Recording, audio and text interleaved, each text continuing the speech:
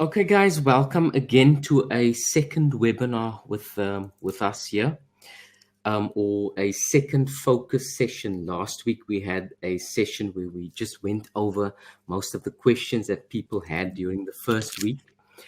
Now we are going to focus on specific issues. We're going to choose a topic that's maybe been discussed and brought up inside the Discord, and then we will choose a topic based on what people are having issues with. Today, we are going to focus on the RSI, the indicator that helps us get into the trade. But before we do that, we're going to let Mark just put us in the right state of mind. So, Mark, over to you. Hello, guys. Good morning. Again, thanks for having me, and thanks for coming, man. I know this been a quite a journey so far, but from what we've been seeing in the Discord chats, from the beginners to the graduate chat, Rustam and I had a meeting. We talked. We are excited, but also we are liking, or actually we are loving a lot of different conversation that we are seeing. Guys making progress, and that's what we want to see. Focus on the strategy, and you guys have done every little thing that we ask you guys to do in this journey to becoming a professional, but most importantly, eventually become a profitable trader, right? But we wanted to have this webinar today, and the reason why we called it a focus type of webinar. So, but there's also some things that we've seen that we want to talk about, and I wanted to just kind of remind everyone that how important psychology is to your success. So again, you have to practice it. Okay, it's not something that you do once and then you moved on. And if you guys remember last week when I talked about the psychology portion of it, it's a daily thing. So don't get sidetracked and always want to jump into to the chart. For myself, I have things that I do daily, even though I've been doing this for quite some time now. But I still work on psychology daily for myself to make sure that I stay on track.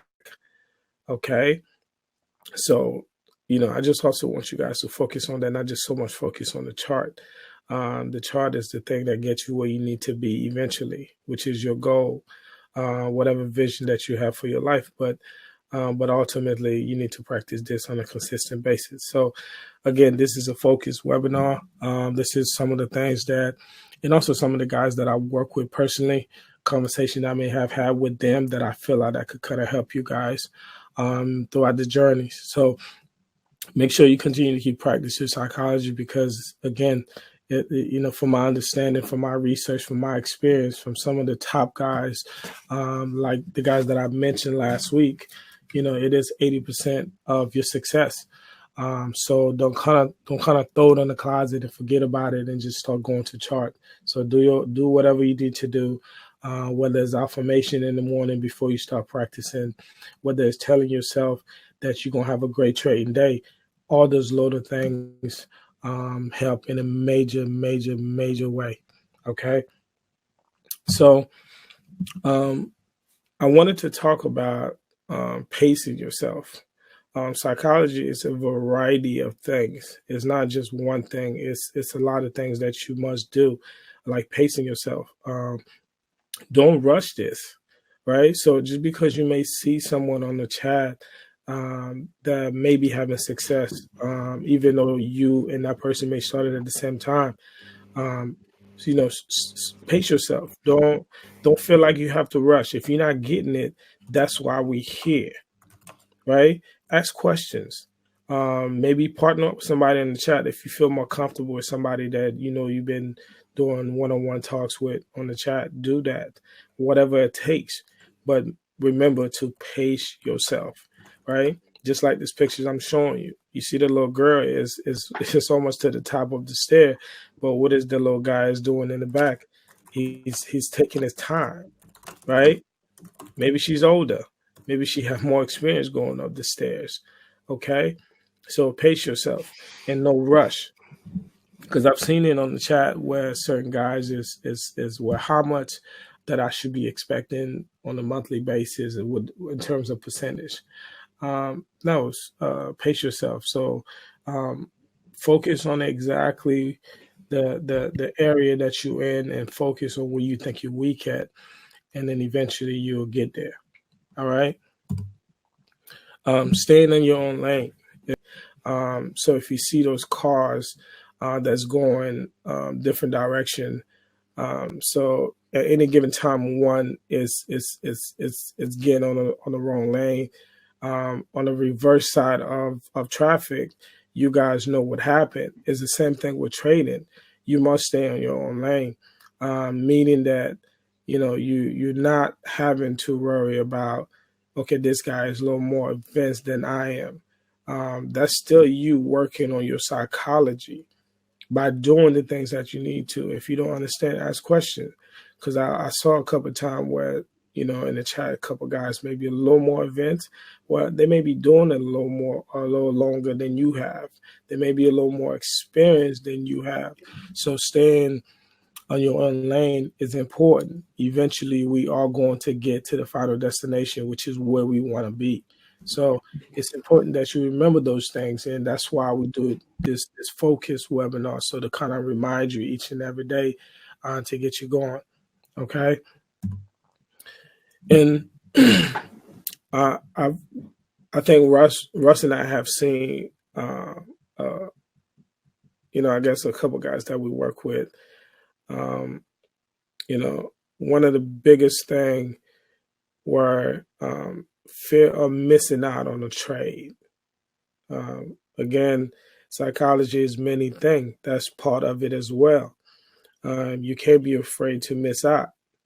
So if you miss that entry by a couple tick, then you probably need to stay away, regardless if this trade comes back and give you a level.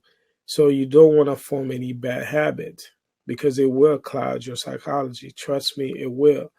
So don't form any bad habits. And if you remember vividly, as I spoke about rules last week, you must create rules for yourself. And if that rules stated that, if I miss that entry by a few tick, then that could be a rule that you imply for yourself. Then I'm not taking that trade, and you must stick to it. You must stick to it. So you see in a lot of traders that is very fearful of missing out on the trade, and what that does is that it turns you into a revenge trader, right? Because you may miss the trade and then you end up getting in late, and that's creating bad habits. So you don't want to create bad habits, because if you end up losing on that trade, then you probably going to talk revenge trading and try to take the next one to make up for the one that you lost, even though if it's a bad trade. So you don't want to do that. So you got to practice those things. Let's move on. So I thought this was an example that I wanted and needed to share with you guys, so you guys see evidence of what I'm talking about. This is someone that I work with. If you guys read this message, I kind of blur out the face and the name, so it's not so I don't expose anybody in any kind of way. But if you read the message, specifically the second line, where this guy is apologizing because of the prior conversation we have had. But if you look at where it said, I was stressed from my trading earlier. So the outburst towards me was because he was stressed based on his trade. And immediately I knew exactly what was happening. That's why it's important that you work on your psychology. So make sure you guys focus on the second line where it said I was stressed from my trading. I know exactly what was going on with him. And that's what I mean when I talk about psychology. You do not, if you're having such a bad day because of the kid, you don't want to that to reverse back to your trading. You do not want that. So if you're having a bad day, then it's best for you to just say, today I'm not trading. And that's part of your rules, right? You should have that bad. If that's the case, you should have that on your rules and say, you know what? If I woke up having a bad day, whether it's a kid, whether it's my wife, if you have a wife, whether it's my job, or if you have a job, and whatever the case may be, you must stay strong and you must work on your psychology by telling yourself, that's part of my rule. If I'm having a bad day, then I'm going to wake up and not trade. Because trust me, it will affect you in the market. So this guy had an outburst, and then, he sent me this message because of a conversation we was having, then ended up apologizing because he was having a bad day in his trading. So that tell me a couple things, right? It tell me, one, either he wasn't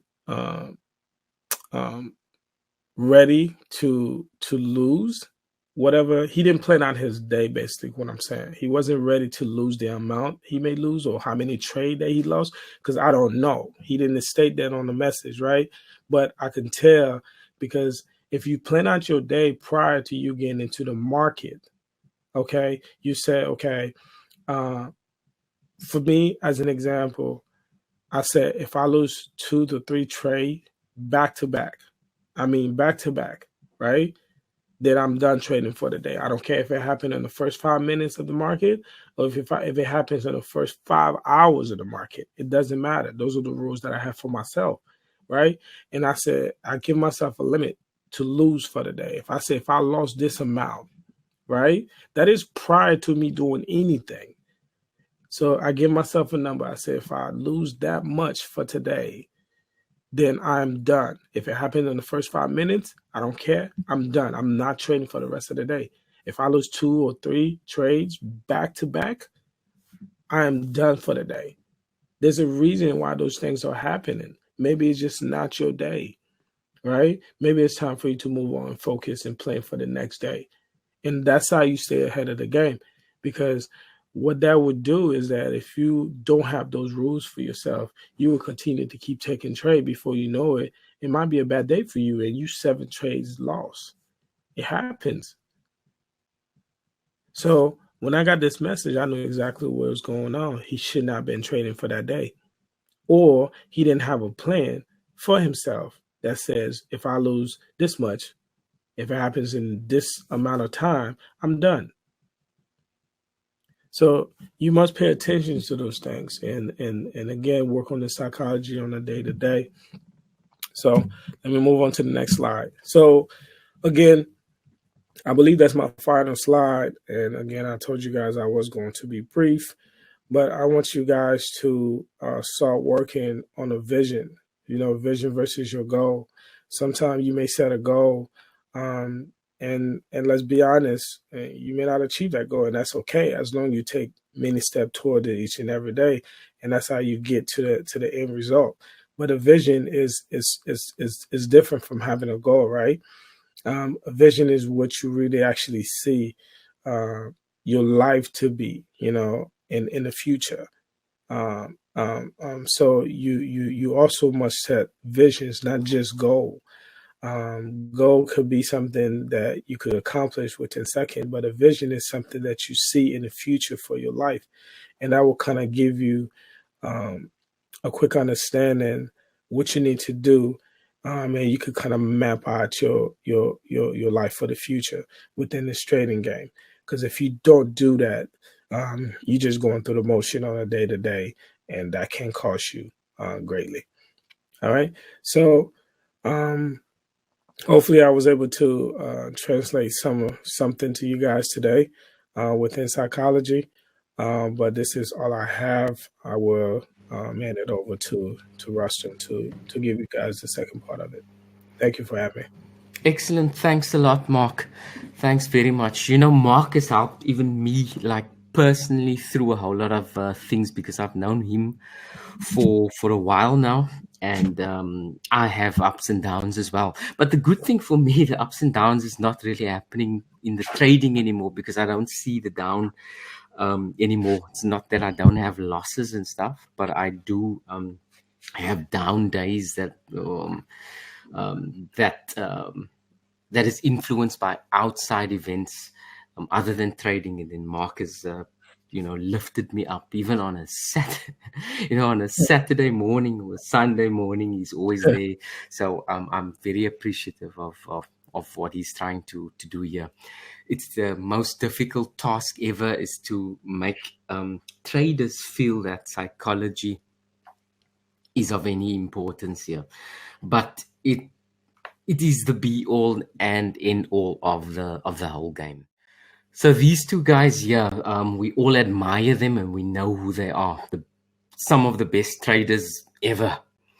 I mean, the bottom line is concerned, these guys, there's nobody really that ever topped them, no matter what the hedge fund is. Yeah. So it's Warren Buffett and George Soros. Now, the thing is, what do they have to do with the RSI? Yeah. What do they have in common with each other? And what do they have in common, more importantly, with us? Now, the reason I'm putting this across to you is for confidence, yeah, and confluence. For me, these guys gives me confidence, and because they're doing it together, I'll show you later, there is confluence of ideas here. So when you are confident in a trade, then you more easily take the trade without any concern about the outcome. And this is what we are trying to achieve here. So let me go forward. So what they have in common with us and what they have in common with each other is that they are both contrarian traders. And the good news is that we are contrarian traders as well. We're going against the herd. When the herd wants to buy, we look for selling opportunities, and the other way around.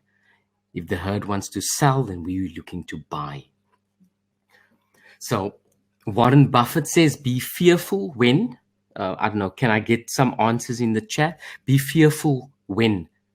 I don't know if you are familiar with some of his quotes, but one of my favorite is when he says, be fearful.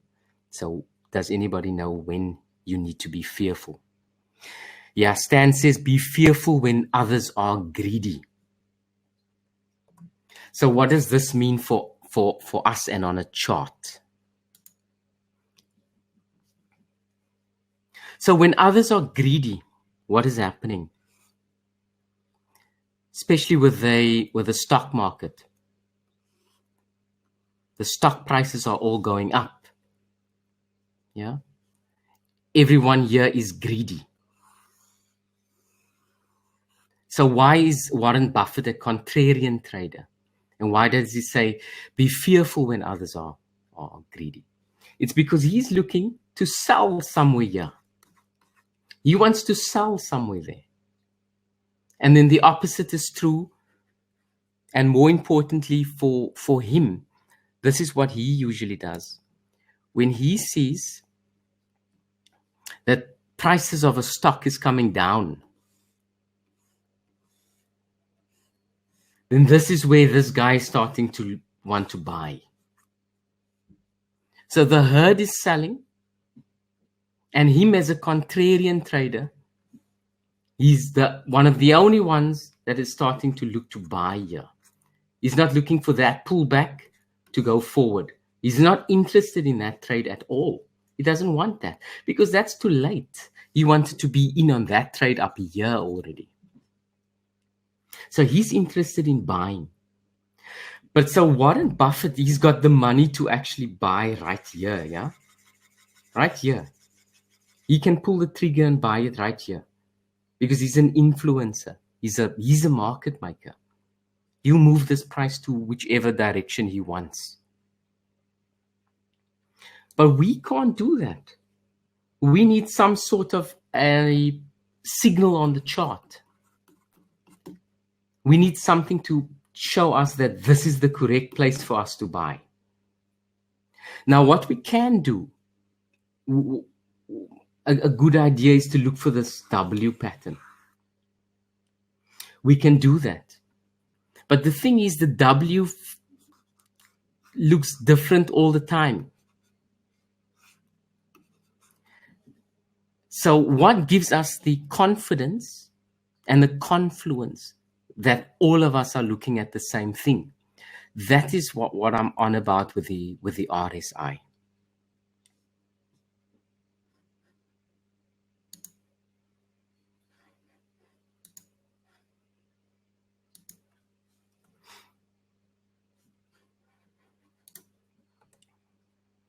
What happened on the 16th of September 1992?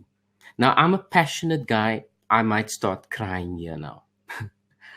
Nothing personal that happened on that day, but does anybody here know what happened on that particular day? It's trading related.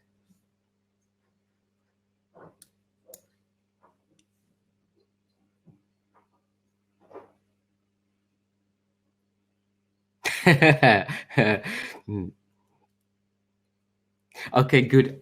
I'm gonna. The clue lies in George Soros.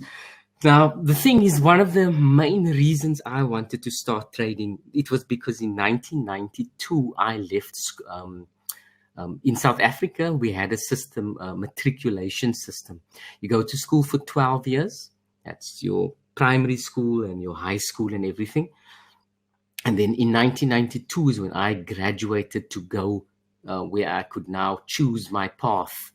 And then I chose to go to university. Yeah, oh, not choose. I was actually forced to go to university by my parents. But that was the time period in which this whole transition happened. School, then university, and think about your future and what to do. And then this guy called George Soros, he comes in and the newspapers are saying, the man who broke the Bank of England. And I was thinking, what do you mean? What do you mean you broke the Bank of England? What did you do? And all of that just went over my head. But what really stuck with me on this day is that George Soros made $1 billion on that day. It took him one day to make $1 billion. And the way he did it was like this. Prices were going up against the euro, against the dollar versus the pound. Prices are going up against the dollar versus the pound. Yeah. And then guess what happened? The Bank of England says we are going to increase the interest rate.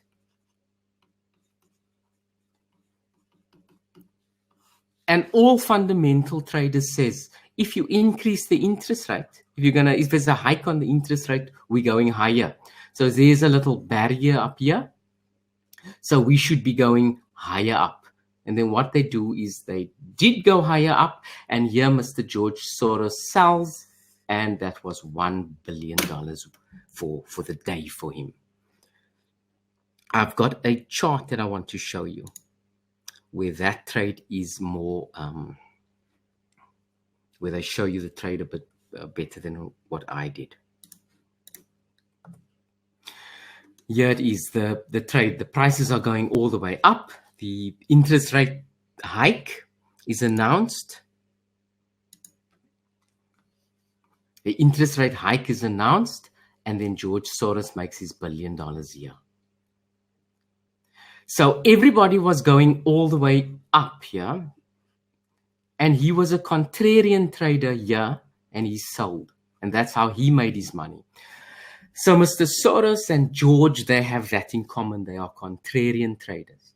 Now, I'm not saying that they don't add to their positions as it goes down. What I am saying is before they make any sort of a position known or they're placing their first order, they are not going to be following this trend here. Unless he's not going to be adding to a position that has already started here if he wasn't one of the influencers right here starting to push prices up. Then he would start adding positions here. But the first thing he does is he looks for an opportunity where to buy very, very low and where to sell very, very high. So now the next chart is going to make things even more clear.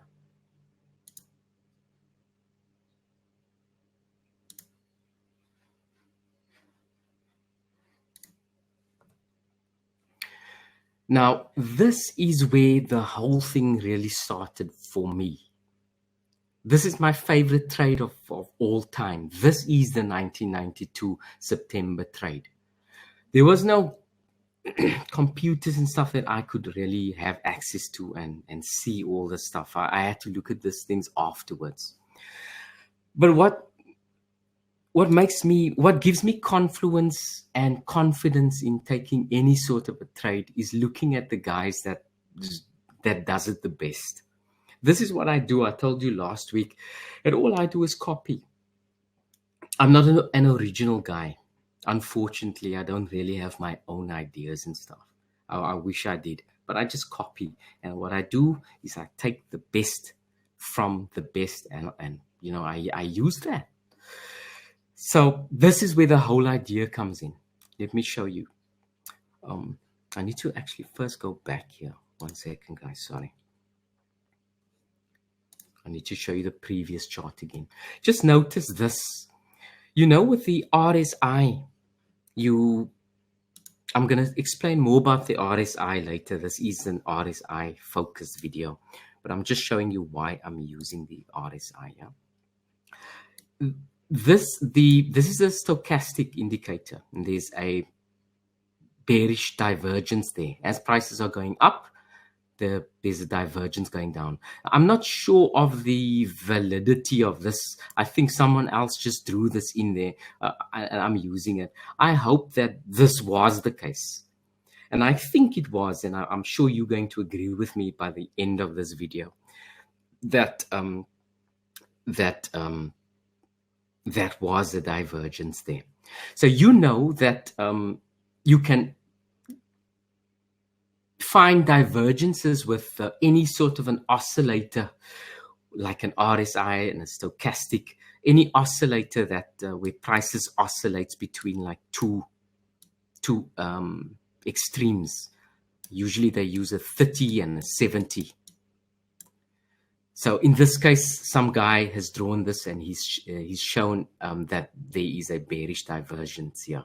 So I like to just assume that George Soros was looking at a divergence sort of a strategy there for fun. Yeah, it gives me confluence and confidence that the strategy actually works when we do head into an important zone. Like here, this is the chart. So this is the year, the previous year. That is a zone, and it comes right into this area. So to me, Soros is sitting there waiting. Yeah, he's waiting, and he's waiting to pull the trigger to short. But he had the idea all along. Prices are going all the way up. There's the herd is going up. He's a contrarian trader. He looks for a signal, and because he just sells here. He's a let me just, this Coke is just too thick. He's selling up here. He sells the market here because he has the money. He doesn't need any sort of indicator to help him. But unfortunately, guys like us, we need something else. We can't just sell here because price might pull back and then continue the trend there. So we need something to help us. And what we are using is the RSI. But doesn't this look very familiar? This here is our area of importance. This is our zone that we're looking to trade. And then here is an RSI confirmation. And then we are selling and we're going down. Can everybody still hear me fine?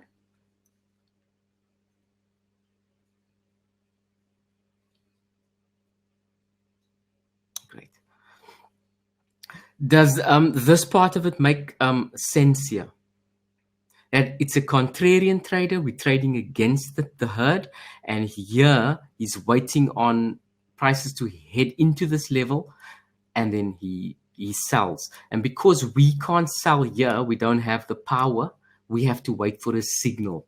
And that signal for us comes in the form of the RSI. So does my case for an RSI confluence and confidence, to give you some confidence to pull the trigger once you see a signal inside a zone, does that make you feel better that the Soros billion-dollar trade seemingly used that sort of a technique to make $1 billion?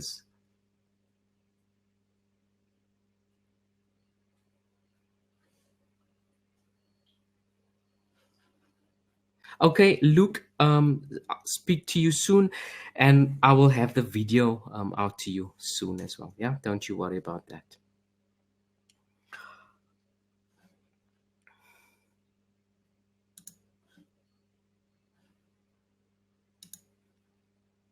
So our two main guys, Mr. Soros and Warren Buffett, uses the same sort of idea.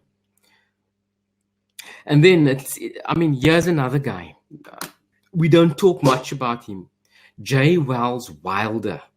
Now, this guy in 1978 has developed the RSI. And not only that, there's other indicators. We know them all. We've used them all. Yeah, the CSI, parabolic SAW, even the average true range, and then also the ADX and numerous other indicators. This guy has created all of them. And he's not very, very well known, this guy. The older traders would know him well, the guys from the 80s and the 90s.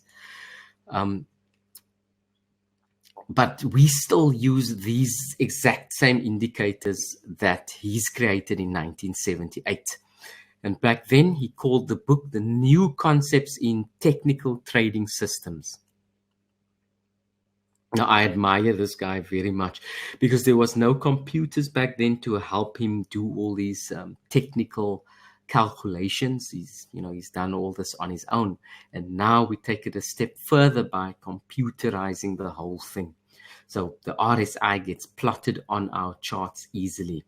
So we don't need to know what makes up the RSI. And we don't need to know about the RSI, the various types of signals that the RSI gives us. All we need to know is how it works.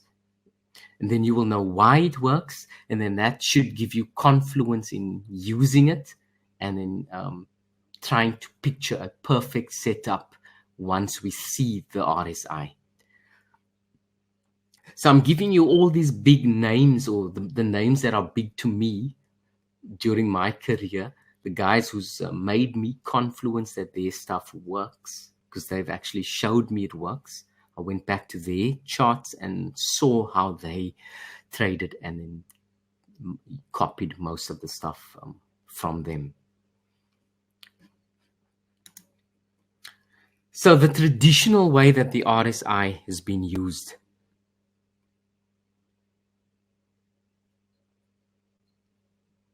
is this. When Wilder created this, he created it for the stock market. So there was and is such a thing as an oversold and an overbought situation in the stock market. So this is then justified for that type of trading. The RSI gets plotted on the chart, and as soon as prices goes up, then we are overbought, and then now we need to start selling. And then here it's oversold and we start buying. This was the whole idea behind it. So as soon as prices heads into the overbought situation here, then the idea was to start selling. And there, when it comes here, then we need to start buying. So us Forex traders knows that this type of thing doesn't work for us. I'm sure a lot of you have used this thing before, like I have. When I started trading, the RSI, well, this is the way it was traditionally used. And we need to bear in mind that this thing was done in 1978. And the stock market did have some sort of trending happening. And then when it reached the 70, it seemed as if it was a good place to start selling. But the thing is with the Forex market, there is no limit here. When the governments are in any sort of problems, all they do is print a whole lot of money. Let's print our way out of the situation. Let's flood the market with some cash. So we would never know when it's overbought or oversold if they're just pumping in money left, right, and center. So it's going to be very difficult to use this sort of a thing profitably, using it this way. Yeah. So the way we are using it is a more contemporary way of using it. It's a more modern style of using it. We use it with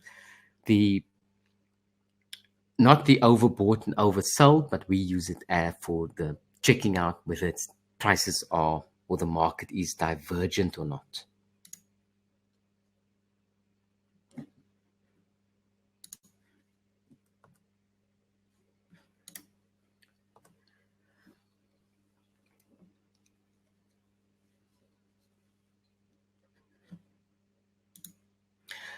So we know about bearish divergence, bullish divergence. We know all the names and the terms of the various divergences. But do we know why this type of thing works?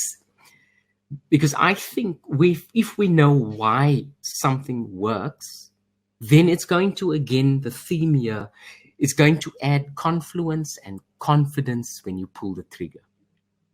So why does the RSI work for us? We are looking at this as a level when we buy, when we sell. Yeah, it's a level to sell at. We want to sell here because selling has happened here before. How does prices get up to this level? It's very important that, because the RSI is only going to work, or it has a much better chance of working, if prices has gone up to it like this in a trending fashion. That is why, or when, the RSI starts working properly. So this is a trend here. You have your two touches here, and then you can draw your trend line going that way. So what has happened here is with the RSI is exactly the same thing. The RSI is following the price. So what is the RSI? The RSI, these plots on the chart here, is plotted.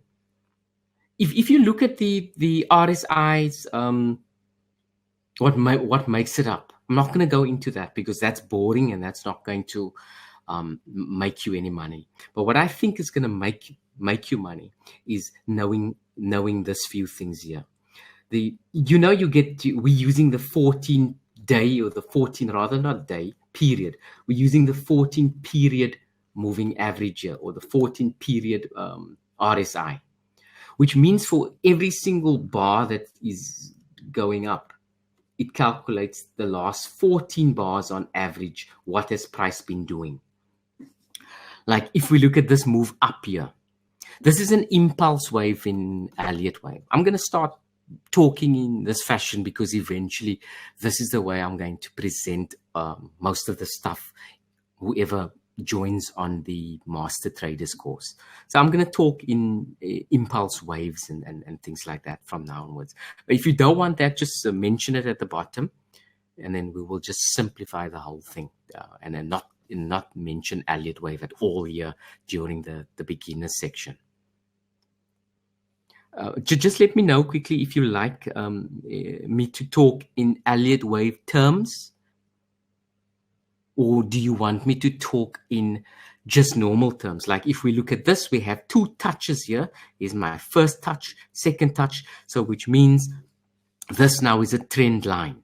It's a not a guaranteed trend, but it's what everybody starts looking at. Yeah.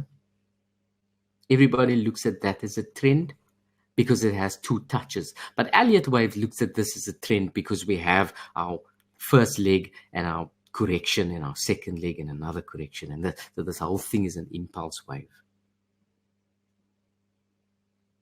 Okay, great. So now we have an impulse wave here, the first from 0 to 1. That's our first impulse wave. So what has made up this? It's another impulse wave. Yeah, it's just another thing going up like that. And then the correction, simple correction. Let's leave it completely simple for now. So now prices has gone up. Now, where does the RSI come in here? The RSI plots something on the chart based on the candles that has made up the wave. So we have 1, 2, 3, 4, 5, 6, 7, 8, 9, 10, 11, 12, 13, 14. Yeah, so that's a bit untidy. Let me just see if we can clear up this here. So we have 14 bars here because the RSI, we're using it as a standard 14 period RSI. A lot of Elliott Wave traders use the 13 RSI, and then many of them also use 10 periods. And then the 10 periods because they're like 2 weeks. I don't know what the issue is with the 2 weeks. If I find that out, I will let you know. But we just stick to the standard RSI, which is the 14 period, which means 14 bars here makes up this first leg here. That is why the RSI is pointing upwards, and there is a level, a marcation on the chart going up. And then the next one is another 14 candles coming down here. Also, it's going up and down, but on average, it's going down. So which means the RSI is now going down. So which means we do get our higher highs here, and we do get our, what do you call this? Higher lows. So it's following the price. We do get this and we do get that. It's exactly the same. But the issue here, the secret to why we use the RSI here is this. Because now prices has made our high because on average the candles has gone up. You remember they're using an average of this 14 bars to create the point. So now prices are coming down. So imagine this, we have 1, 2, 3, 4, 5, 6, 7, 8, 9, 10, 11. Yeah, 12. Look at this now. We've got 12 bars going a certain direction. Now, can you tell me quickly, in which direction is this 12 bars going? Is it going up or is it going down? Yes, it's going down, but we have 12 bars there. And our RSI is calculating 14 bars. Now look what happens here. The RSI is following price, it's coming down, right? But look at your last 2 bars. Your 13 and your 14.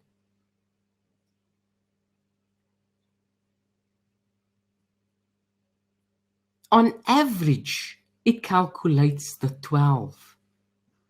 The 13 and the 14 are anomalies for the RSI. The RSI doesn't know what the hell is going on here. The RSI cannot calculate that. The RSI is becoming confused. And that is why the price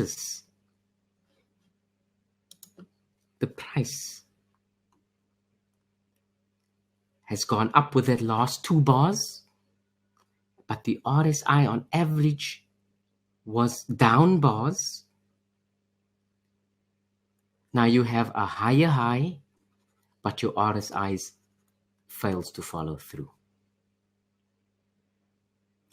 Does that make any sort of sense there? Do you understand how the RSI plotted this?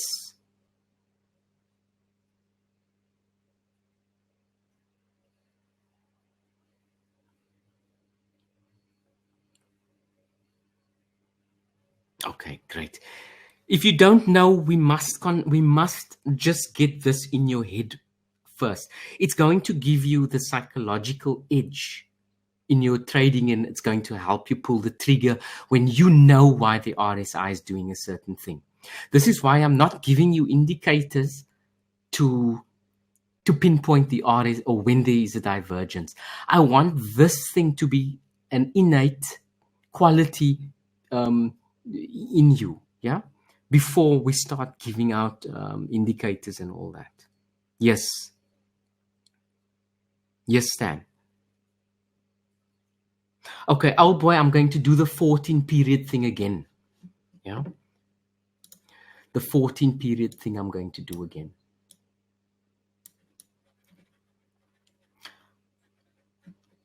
The RSI, the calculation for the RSI, the standard calculation for the RSI is that they say that they're going to use the last 14 bars.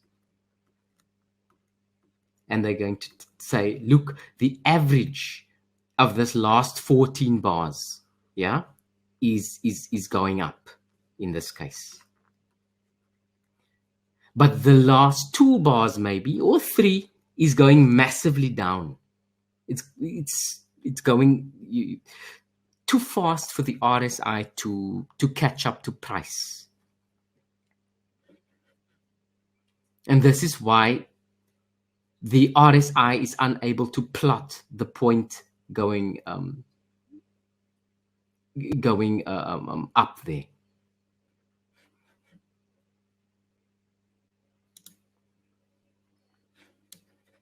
In this example that I have on the board here,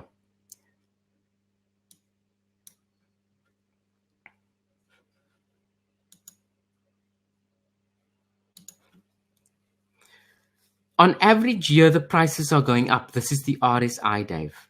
Prices are going up on average. And then it's coming down on average, and it's going up on average, and down on average, and then up.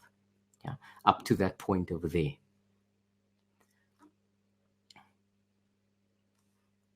But now the thing comes in where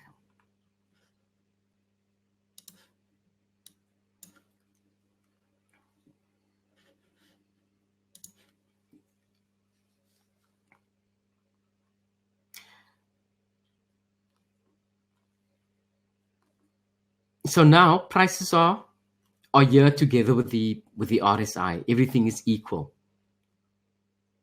It's coming down, it's coming down. Then what we have is, on average, we have bars that are going, might be going up. Or in this case, it's come down here. Prices are coming down here on average. That's why the RSI has come down. But now we only have 12 bars here. Or just on average, it could be 10 bars or 9 bars. It doesn't really matter. But the average of the bar is taken into consideration of how they calculate the RSI. So on average, it's pointing down, and that is why the RSI is plotting downward movement here. Because on average, that's what happens. But then in real life, some guy places a massive buy order, which causes this last bar to go strong up. This is a market maker making his move here. He's taking out the stops here on this side. But the RSI is giving us a clue, because on average, prices has been coming down. On average, prices has been coming down. And then some anomaly, some market maker, some wise guy, he buys here. But the RSI is not able to follow up high enough, like what price is doing here. It only ends there. So it causes the divergence in this area. So the divergence is a stop hunt. So when Andy had Andy, thanks a lot for your input in the group. Yeah, I love watching your comments and listening. And I don't comment too much in there. I'll wait till the end of the week to find out what the gist of the week is all about. So Andy had a nice thing. He's always worried about which is the best RSI signal to take. Now, first of all, we need to understand the RSI is there because it's a stop hunt. Yeah, we are hoping that it's a that they are taking out the stops in this area over here. Hopefully, there's some more movement there, causing that to be a level. So we want to act in this area here. And then inside, close to the area, we're looking for the RSI. And we're not looking really for the RSI. We're looking to see if there's a stop hunt in that area. The RSI is giving us the confidence and the confluence that everyone in the group is seeing exactly the same thing going on here. So that is why it's nice to look for a divergence when we're looking for this particular trap in the market. Now, this is the trap. If you look at the George Soros $1 billion trade, then that is what has happened. Some guys annotated the whole idea with the stochastic, but we are using the RSI. And the reason for that is because the guy who showed me Elliott Wave, he used the RSI.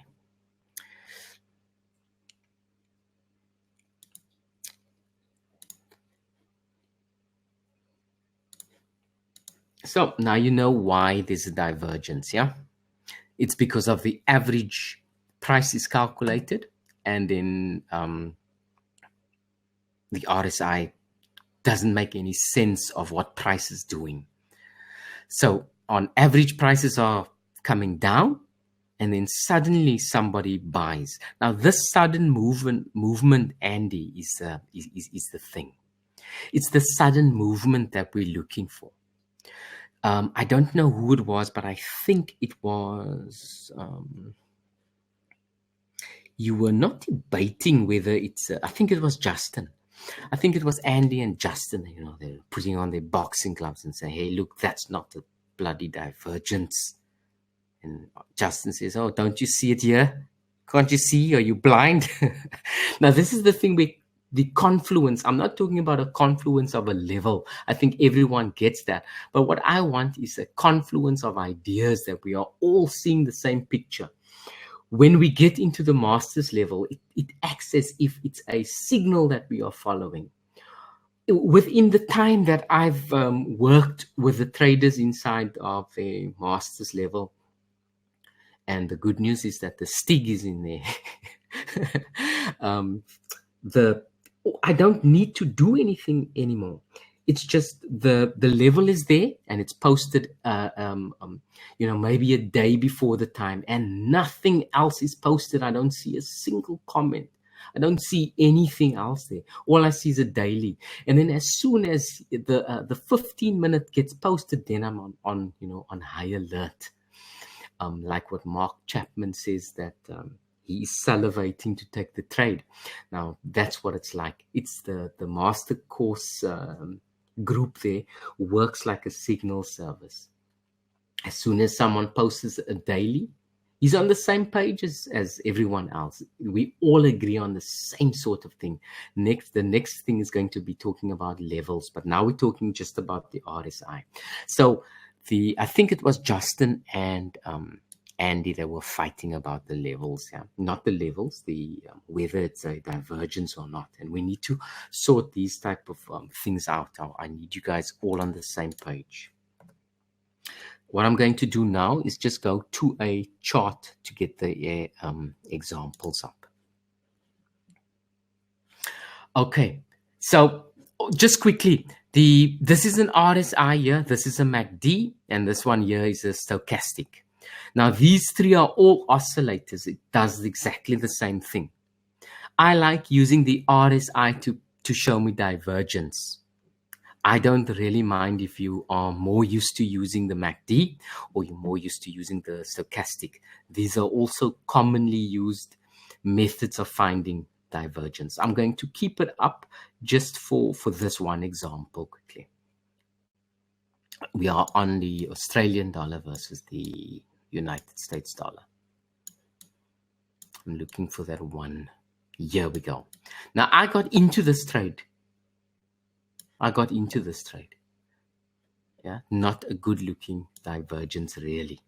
Now let me show you why.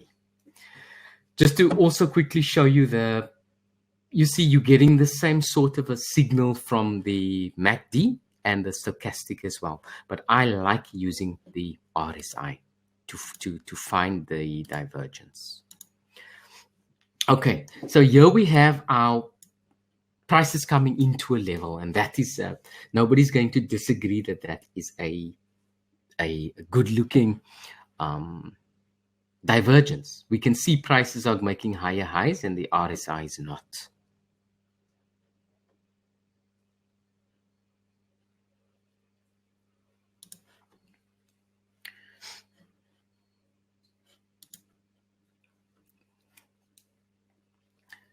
There. So on average here, we know what prices are doing, and then suddenly somebody starts to go the opposite direction. Yeah. Okay. So prices are going up. Yeah. It's doing this. So for me, what is lacking in this area here, where the divergence is actually happening on that last point there, is a very strong buyer taking out the stops there. And then causing our entry. Because what the RSI is supposed to be doing is calculating, on average, it's doing a certain thing, and then boom, suddenly, a sudden strong movement in the opposite direction. Prices are going up. Here's the divergence happening in this area here. But there isn't that nice smash up to take out those guys, because we need an aggressive move. We need to eyeball, we need to see an aggressive move, and the RSI says no way, that's not what's going on. You know, on average, prices were not going up, it was going down on the last bars here created.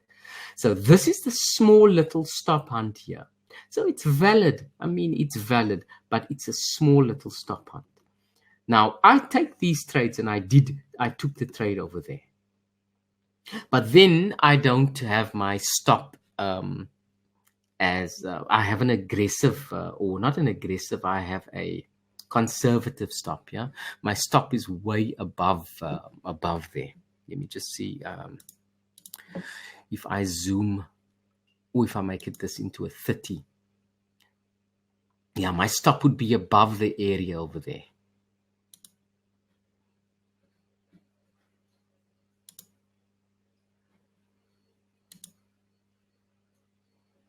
Yeah, there's the entry.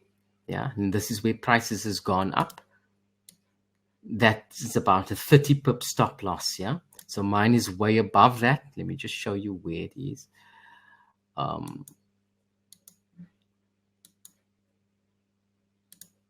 Like here's the entry. You see, it's even before that. So I have to.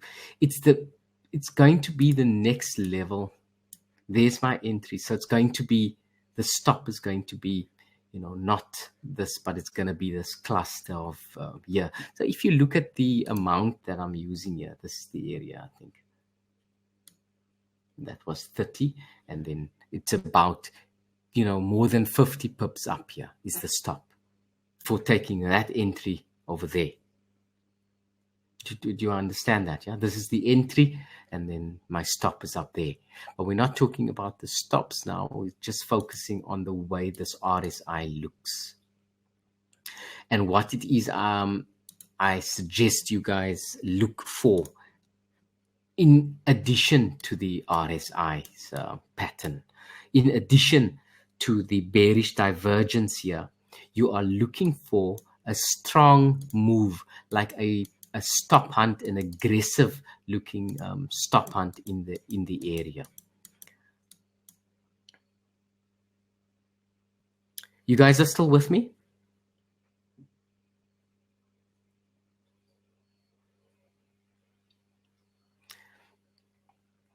So in this, what is lacking to give me more confluence and confidence to pull the trigger is that strong move up.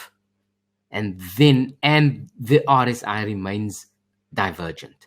Now, a good example is the one before that. I want to show you the difference between the two. Yeah. This is an aggressive bar going up here. Your RSI remains divergent. So on average, prices are coming down. And then we have an aggressive looking bar, or 2 bars or 3 bars, but it's aggressive. It really lures the buyers in so that they are trapped in this area. They are convinced with this bar that it's going to continue with the trend going up here. So as the trend is making its higher highs, and then suddenly we see the RSI is divergent, then we need to start looking now for to pull the trigger. And what gives me more confluence and confidence is the way the price looks together with the RSI.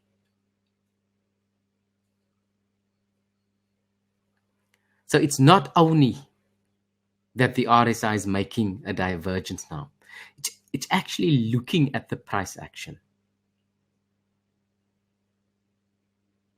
seeing whether we are really divergent, because this is just plots on a chart here. It's assuming something, but with this price action you can really solidify the whole idea.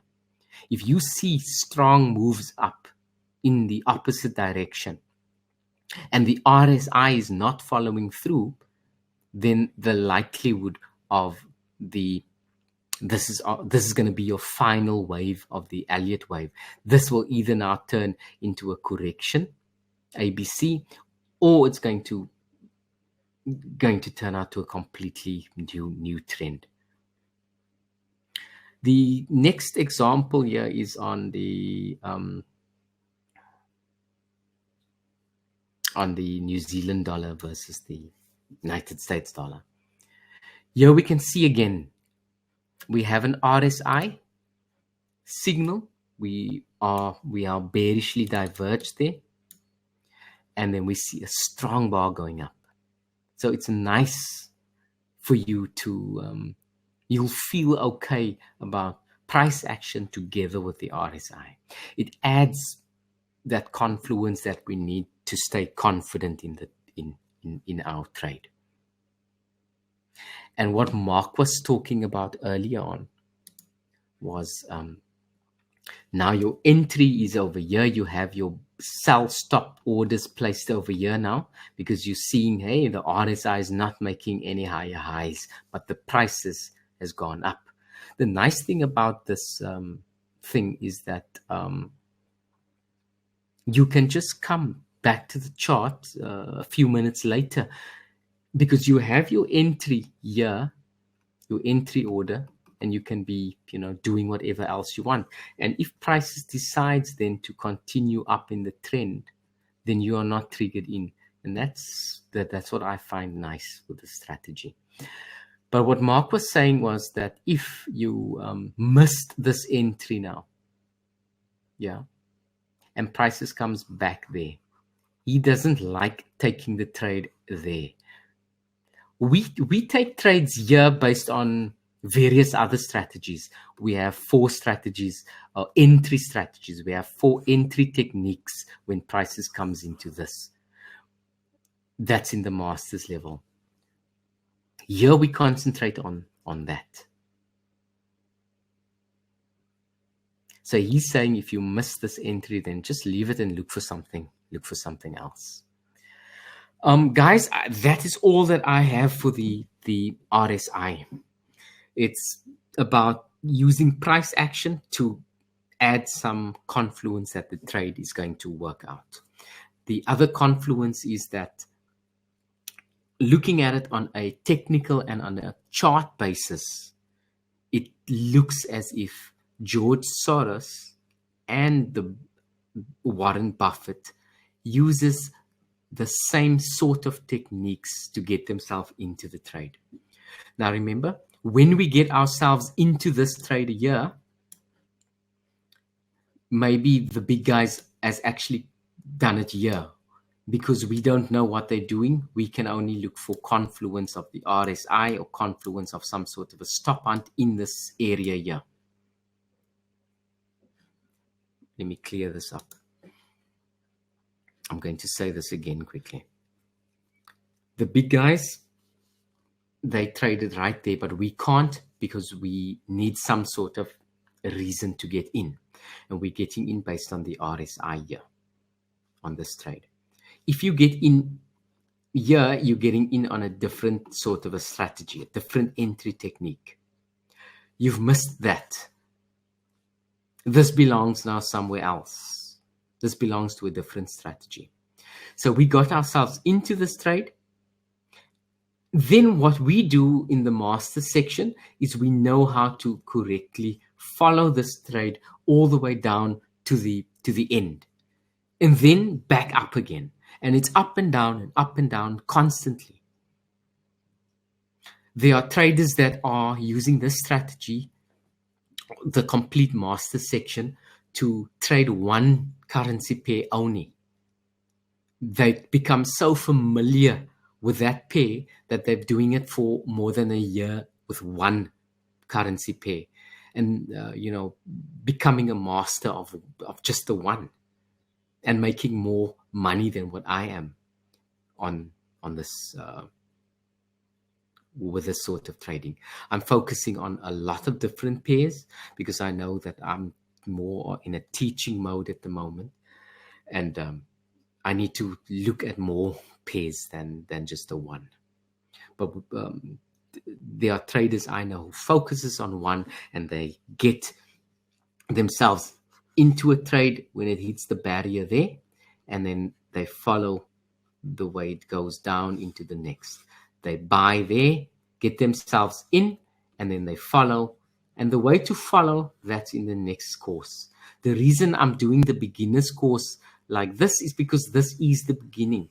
The beginning is when the trend changes. We've showed you one way of getting into the trade, and that is the trend line break system, where the first clue that there is no more trend is when a trend line breaks. There are other systems that says the trend ends only when you get a fail to follow through there first. No need for a trend line break. As soon as prices are unable to get up there, then that's my first clue.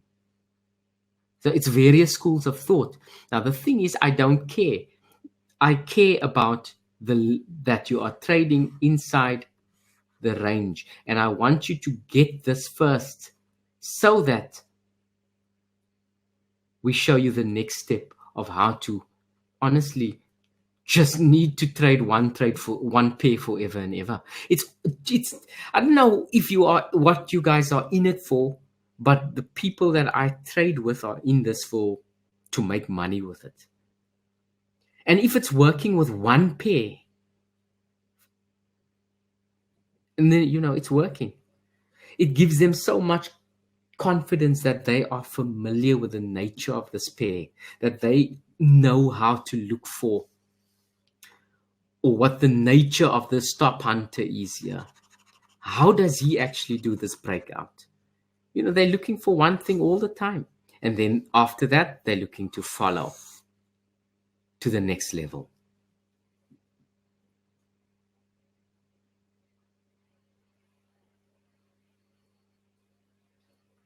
Mark, thanks for that. Mark says that it works. The range within the distance between the candles of the RSI works best between 2 and 4 hours. And I agree with that. Without testing on, and that I don't know which pair it was, it worked best within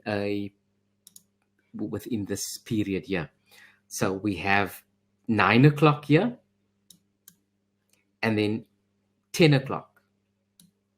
So that is decent. But if the range starts happening from this period here, and it goes across to a whole day or whatever, then it worked out less of the time. Are there any questions based on on the RSI or anything you want more clarity on?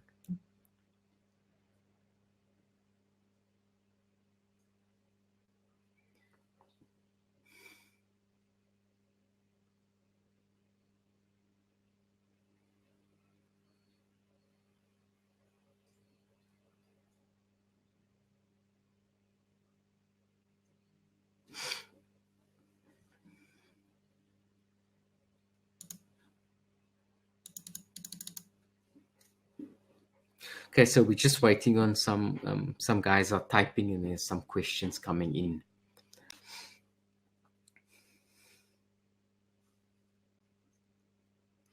Okay, Justin, excellent.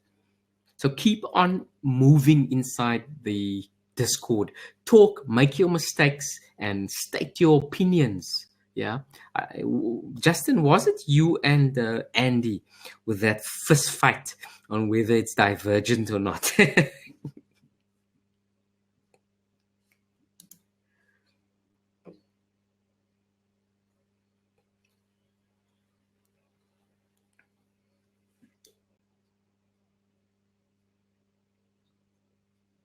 don't know who it was. Somebody. Andy, who was it? I mean, you were in the fight.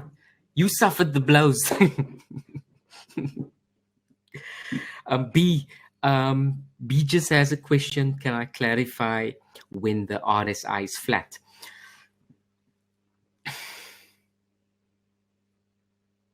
I like when the RSI is definitely divergent. We've tested whether when it's flat and when you have hidden divergence and all the rest of it, it didn't really matter where the bottom line is concerned. But the flatness of the RSI just adds a little spin of negativity there. That it's not, you're not going to want to stick into the trade. Like, say, for instance, this year was a flat RSI. Let me just point it out. Say, for instance, this wasn't a divergent there and it was flat like that. Now you get yourself into the trade there. Now prices goes up against your trade so close to this year. Then you question that. Was I okay? Because then you just start jumping in and out here. But if you are okay with prices going up, and it causes that move there, and you're sure that this is an aggressive move here by the stop hunters, and it's taken out that stops in this area, and the RSI was flat. If you take that trade, then take it the next time it happens again. And the next, and the next, and the next. And then in the next webinar, then you can say, hey, look, Rastam, it actually works better if the RSI is flat. But for me, I only know this thing working well when the RSI is diverged. Nicely diverged. The better the look of the whole setup, the nicer the more aggressive this white bar is, and the more slanted this RSI is diverged, the better the whole setup and the more confluence I have. And then when I check in the master section, the 15-minute chart, I'm thinking, oh, wow, there's other people that's seeing exactly the same thing here, and the picture paints 1,000 words. He doesn't need to tell me anything. All I need to do is open up on my chart the same thing, and I see the same thing. I know what he's thinking. I just do the same thing. It's as if I'm just blindly following that it works, because statistically it works. B, does that answer that one?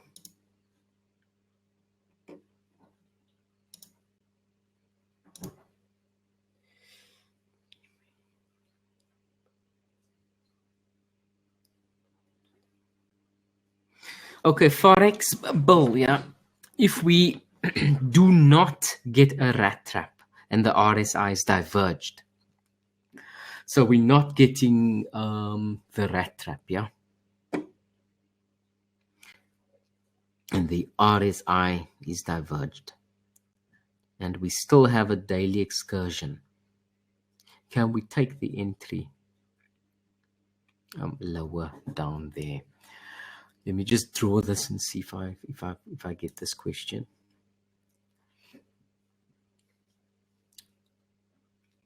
So you're not getting a rat trap, but you're getting something like this, yeah? Instead of that, you're getting this. Fine, Billy, is that what you mean?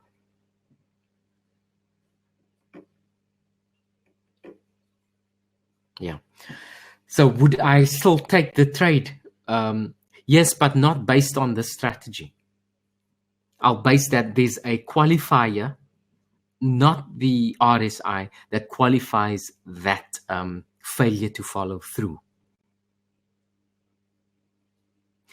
Now, the same like we qualify the rat trap, we qualify the failure to follow through as well with different parameters. And it's worked very well. Whereas if you blindly look at a failure to follow through, then it's less profitable. But if we can stick to the one strategy first before we move on to anything else. So a quick answer to that, I do take those trades, yes, because I don't even look at the RSI when there is no rat trap. The RSI doesn't form part of that strategy or entry technique.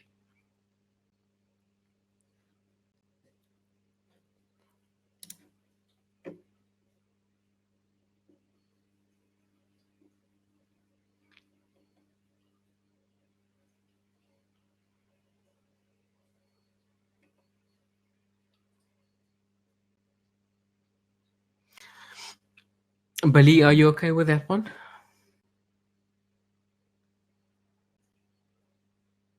I think, yeah, you are. It looks like you are, yeah.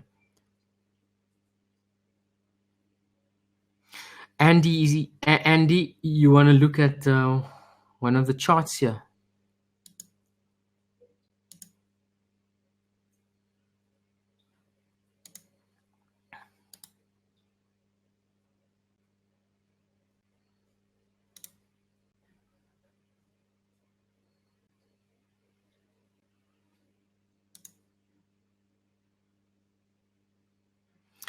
On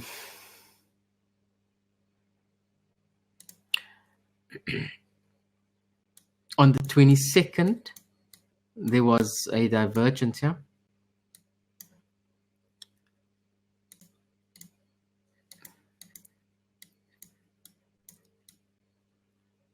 Oh, you mean this? So we see here that there's a failure to follow through. There's a trend going all the way up, and then there's a failure to follow through, but then the RSI is coming down. Yeah, that is a different setup. That is, we have a different entry technique for that. That is also a M pattern on the top there. We know we have the two various types of M's. The one is the rat trap, another one is the failure to follow through. We are so far focusing on that one, the rat, and then the other one is the one where it fails to follow through before going down. So we qualify that area before we enter. And it just adds value to the trade. It adds value to the trade, meaning that it increases your win, the win rate when you add the filter, the entry technique. So you see, it's again copying. This stuff is all copied by from stop hunting techniques, and then also we added some Elliott wave fundamentals there, and together with that, it really just increased the profitability. So all the lessons and things in the past, spending thousands of dollars on courses and stuff, it wasn't really a waste of money at all, because I've used everything here together to become profitable using all the tools that I've learned from. And I want to share all of that with whoever wants to learn. So that is a definite yes. I like those sort of trades. When you look at my YouTube stuff, and then you can see I do take those trades. But it's I don't know if you saw Karate Kid. Now, I'm a fan of karate movies and Karate Kid, Bruce Lee, Rocky, and all of that type of stuff. It always shows you the training. And I like the part where Mr. Miyagi tells Daniel-san, look, go and wax the car. Now, I'm taking this beginner's course as waxing the car. You guys are thinking, what the hell is he talking about? I want to make some money here. I think everyone knows what you're talking about. Wax on, wax off. It's a classic movie. Yeah. Definitely. So this part of it is the wax on, wax off part of the thing. If you're not asking, why is he doing this and where is it leading? And then I do see a problem. And then maybe the master section is not for you. But the master section is just the money-making part of the whole thing. This is the training part of the thing. Do you have any further questions on anything or anything more? Yeah, why don't we open it up? If that's all you have, why don't we open it up? Let them actually speak if they want to. Yeah, let me see. So we have a quick conversation. Okay, 1 second.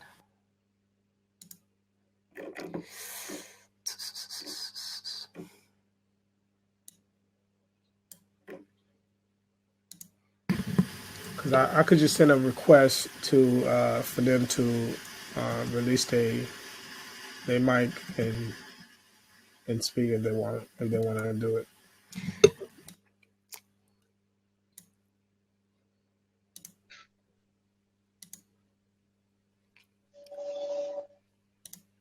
I think I'm asking everyone to open up there. I'm not sure how it looks on the end though.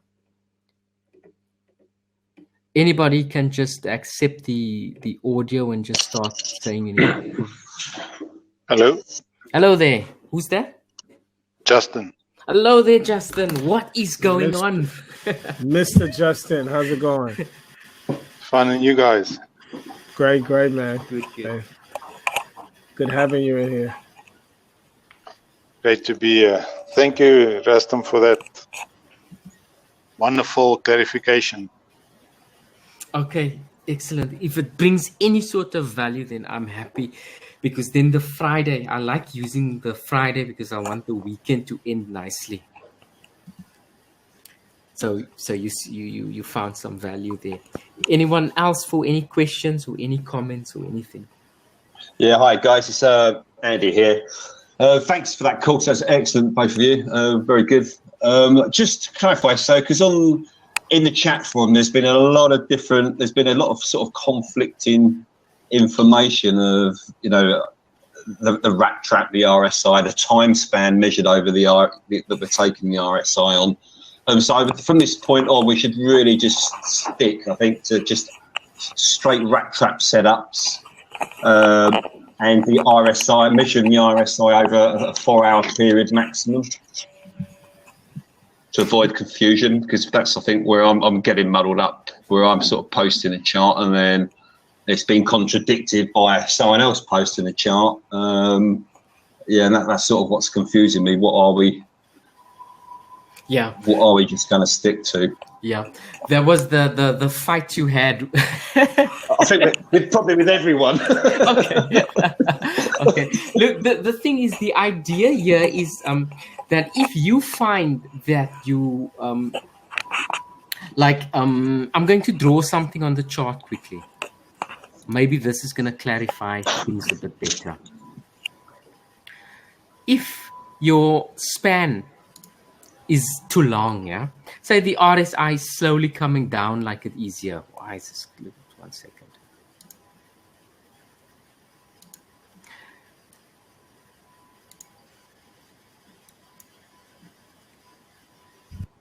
So your RSI is slowly coming down, sloping downwards, but prices are going the other way. Yeah, prices are going up instead of down.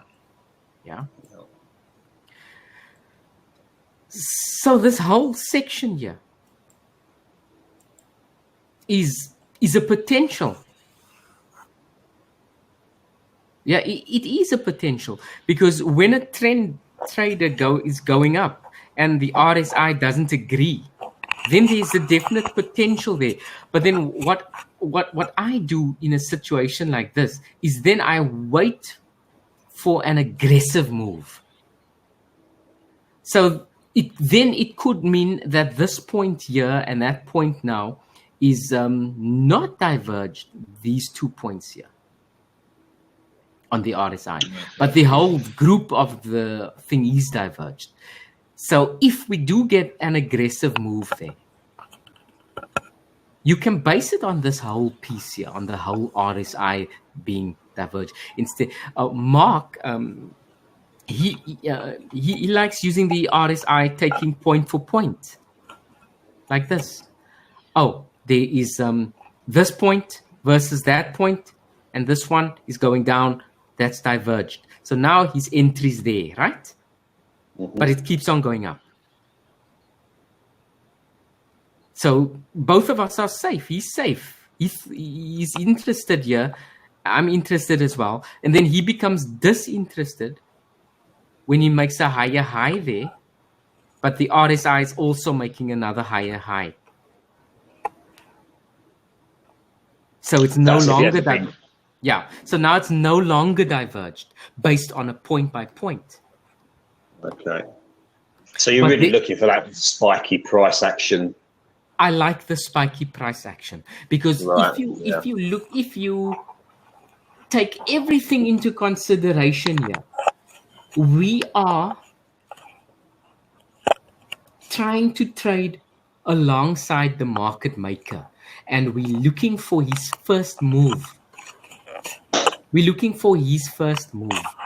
And his first move, if it corresponds to the RSI being diverged, then we are very, very happy. We're looking for that confluence. So I like that Mark uses a point for point basis, because it just clarifies the whole thing. And then here he's looking for the divergence. Whereas if you look for something else on the chart, let me see if we can find one.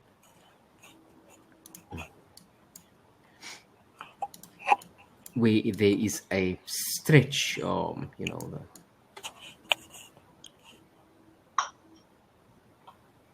like Justin was talking yesterday. He was saying, not yesterday, the other day, we had some private conversation. He was looking at the RSI, and he agreed that the RSI wasn't properly diverged. So what I do is I take it the high, that's the high there, and this is the high of the RSI. Then prices has made a higher high up here. So that high is higher than the previous one. And the RSI at the same level is lower. So now it's diverged. But this is stretching over a period. But if you notice that our entries are going to be basically the same, irrespective of where you're looking. If it's going to be a broad RSI, like look at this one, it's quite a broad one. Our entry is going to be somewhere here. So no matter what happens inside here, we are all really still looking at the same page here. So if we use the RSI more conservatively as it spreads, as the time gets bigger, 4 o'clock here, 4, 5, 6, 7, 8, 9, whatever, how many hours is that? So we were saying, look, this is a very long distance apart, but we need to consider, look, where are we? It's Asia. So Asia is known for, the stop hunting period. So there might be that spike up, and then you can't say, look, I'm going to ignore this because of the distance here. What you can do is you can say there is because it's this distance, I'm going to be conservative of where I put my entry. And look at how conservative it is, because my M now is here. So that is my entry, like nice and low there. You can look at this as well. Say, hey, look, I better rather put it below there. Okay, well, just in case that does form like a support, is that why you're putting the entry below that previous level there? I would do that, yes. Especially if it's that wide, especially if it's this wide. Yeah. But when you have this perfect divergence, that perfect thing, I don't care about where this other piece is here. You know, I really I'm basing it on how nice that looks there. So that is the 3 to 5 pips below that midpoint is where you're placing your entry if you're seeing that set up. Yeah, and then also consider the irrespective of whether you're buying or selling, just make sure that you are including the spread as well. Yeah. Okay. Yeah. Yeah. So whatever. Yeah. Look at the spread I have here. So for me, it's not going to be 3 to 5 pips. It's going to be 8 plus the 3. So that's going to be 11 pips from there. That's based on this broker here. So always include the spread as well. Cool. Excellent. That's clear. Yeah, that's cleared up a few bits for me. Thank you, guys. Okay, good stuff. And keep on doing whatever it is you're doing in the class. It's the only way we're going to gather the information. Yeah, I'll keep. I've literally just been hitting everything. I'm looking at sort of flying between 25 charts every sort of 20 minutes. Yeah, no, that's fine. Yeah, that's fine. I've got no work done in the last 2 weeks, but hey. Yeah, sometimes that's the sacrifice. Yeah. Yeah, I do. I like B's idea where he mentioned that we look for quality setups and just each of us sort of concentrate on 2 charts each, which sounds like a good idea rather than all of us posting everything on there. I don't know what the other guys think. Yeah, for me in the beginner section, do exactly as you like, and so that we can pick up on what you actually do. You know what I mean? Because if you're going to follow any trades and stuff here now, we're not going to know what sort of quality you're going to put in the master section. Yeah. Okay. Mark, who says one second. Mark, you okay? Yeah, okay. Just want you guys to focus on certain aspect. Just find your comfortable zone, right? And focusing on just a couple chart. And it's a very good habit to create because it allows you to understand what this particular pair do on a consistent basis. And also, too, you're not having to flip back and forth to different charts every 5 minutes. Then you end up missing trades, and then, that plays with your psychology as well. Because now what are you thinking? Oh, I missed this trade. Then you may try to chase it eventually, and which you don't want to do. So, focus on less chart right now at the very beginning. But eventually you'll get to the point where you start moving a little faster, where you could do things a little easier because you're more experienced, you understand things a little better.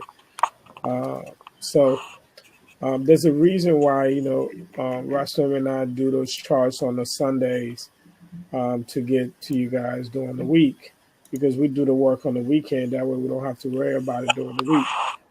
Just pick a few charts. So in those weekly updates, you don't never see 25 charts at once, right? You see 5, maybe 8 charts at the most, because we did the work on the weekends.